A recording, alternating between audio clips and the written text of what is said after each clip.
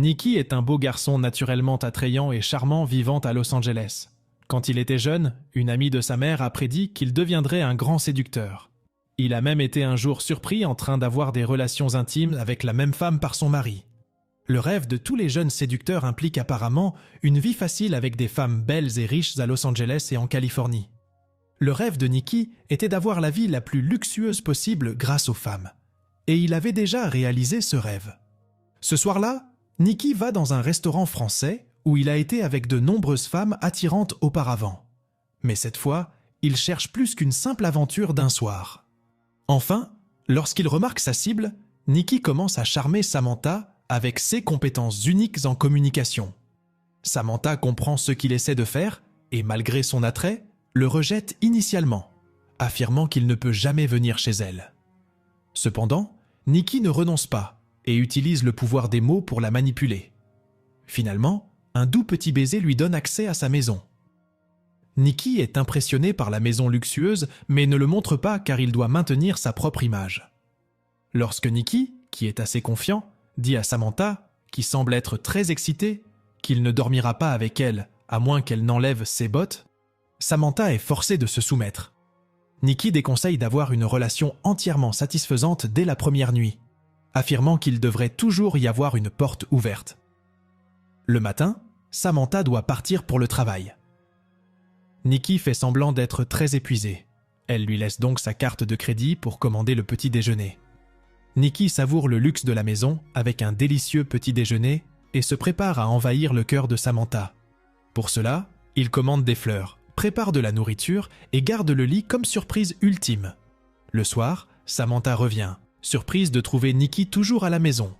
Cependant, les efforts de Nicky sont admirables, et plus tard, Samantha passe des moments intenses avec lui tout au long de la nuit. Mais elle ignore que Nicky est sans emploi, sans abri et sans voiture. Les jours passent, et Nicky continue de gagner son cœur. Samantha a un voyage d'affaires à New York pour quelques jours.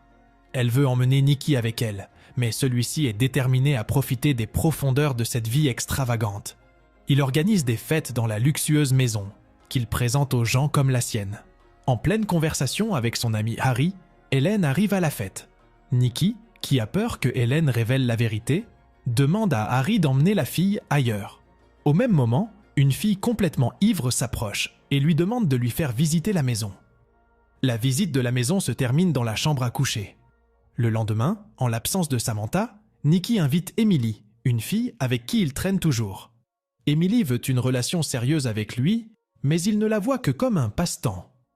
Le soir suivant, Nicky regarde un match de football important avec Emily. Cependant, ils sont surpris par le retour inattendu de Samantha. Samantha est au courant des fêtes qu'il organise et sait qu'il n'y a pas d'amour entre eux. Elle croit que Nicky n'est qu'une personne ordinaire offrant des services intimes en échange d'une vie luxueuse, et elle semble être OK avec ça. Quelques jours plus tard, Nicky est impressionné par Heather, une serveuse dans un café. Il essaie toutes ses tactiques pour flirter avec elle, mais elle est un os dur à craquer.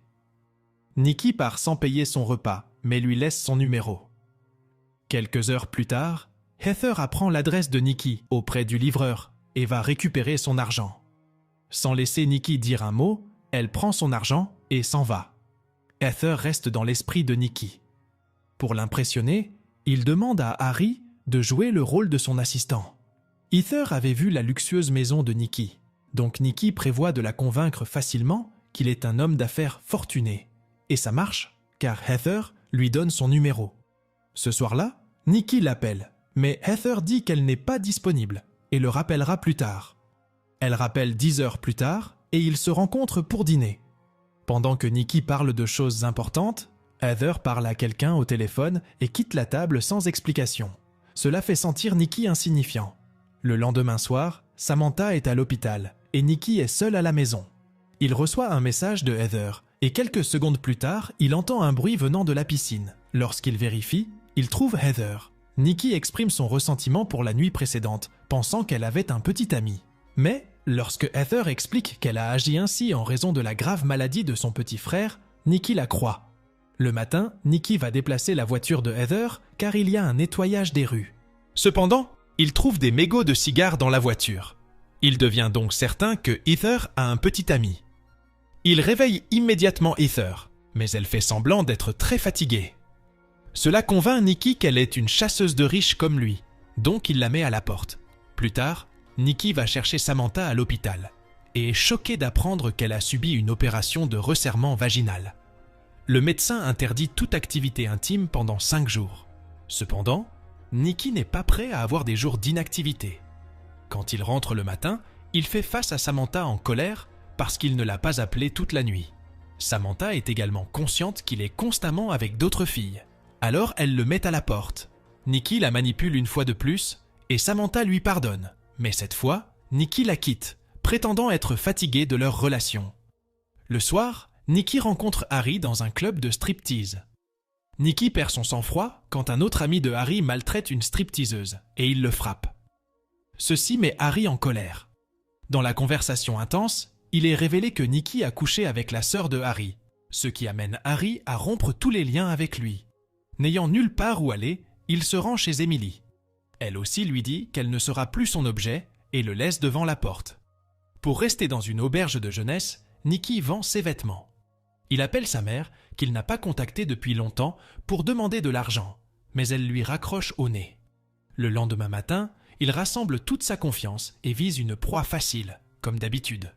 Juste au moment où il est sur le point de réussir, Heather apparaît et perturbe son jeu. Les deux, maintenant se connaissant de fond en comble, décident de chasser ensemble. Leur cible est un homme d'affaires riche. Tout se passe comme prévu, mais Nikki et Heather ne peuvent pas s'entendre sur la part qu'ils devraient prendre.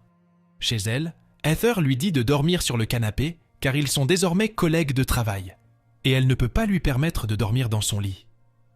Peu de temps après, Nikki, utilisant l'excuse du canapé étant trop petit, se glisse dans le lit de Heather. Elle insiste pour dormir sur le canapé, mais il lui persuade de rester au lit, assurant qu'ils peuvent se comporter comme des amis. Cependant, ce n'est qu'un leurre. Les deux poltrons semblent avoir trouvé l'amour et commencent à sortir ensemble. Un matin, Heather reçoit un colis contenant des pétales de rose et une enveloppe, dont elle cache discrètement. Nikki semble fidèle à son amour, ne montrant plus aucun intérêt même pour des cibles faciles. En rentrant chez lui, il découvre une lettre de Heather, expliquant qu'elle doit partir en voyage et qu'elle reviendra dans quelques jours. Cependant, il n'a pas de nouvelles d'elle pendant des jours et décide de la poursuivre.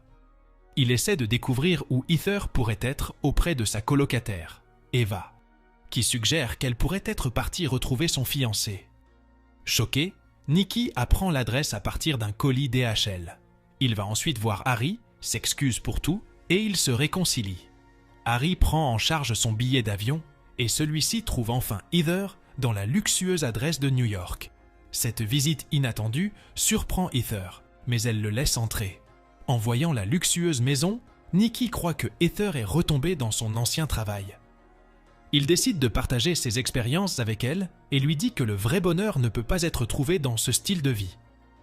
Il souligne l'importance de l'amour véritable et essaie de la convaincre de revenir, mais Heather lui dit qu'il est un rêveur détaché de la réalité. Nikki sort une bague et exprime son désir de se marier avec elle. Cependant, lorsque Heather révèle qu'elle est déjà mariée à quelqu'un d'autre, Nikki est choquée. À ce moment-là, son mari entre. Il prend Nikki pour un coursier et lui donne un pourboire. Heather embrasse son mari et Nikki, visiblement bouleversée, part. Soignant son chagrin d'amour, il retourne à Los Angeles et trouve un emploi de coursier. Un jour, il va livrer une commande chez Samantha et voit que quelqu'un d'autre a déjà pris sa place. Les deux parlent un peu, puis échangent des vœux de bonheur.